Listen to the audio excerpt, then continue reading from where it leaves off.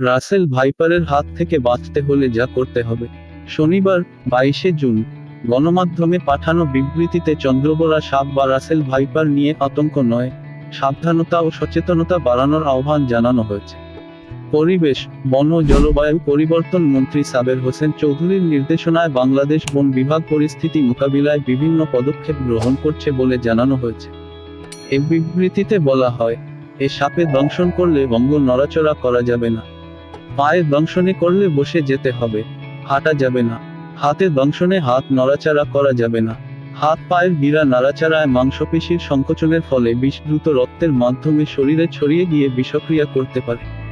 দংশিত স্থানে কাটবেন না, সুই ফোটাবেন না, কিংবা কোন রকম প্রলেপ লাগাবেন না বা অন্য কিছু প্রয়োগ করা উচিত নয়।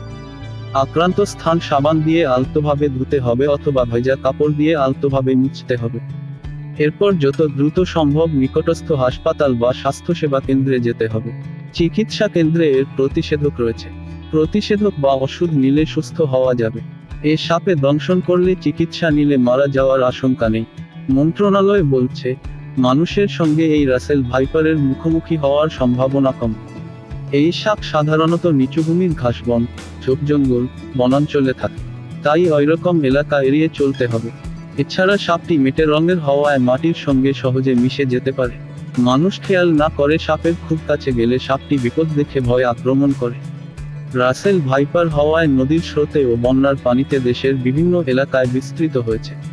তাই সকলকে সাবধানতা অবলম্বন করার জন্য অনুরোধ জানানো হয়েছে। রাসেল ভাইপার এড়াতে হলে লম্বা ঘাস, ঝোপঝাড়, কৃষি এলাকায় হাঁটার সময় সতর্ক থাকুন।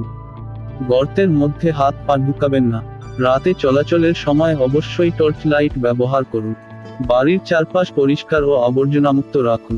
সাপ দেখলে তা ধরা বা মারার চেষ্টা করবেন না। প্রয়োজনে জাতীয় হেল্পলাইন 333 নম্বরে কল করুন বা নিকটস্থ বন বিভাগের অফিসকে অবহিত করুন।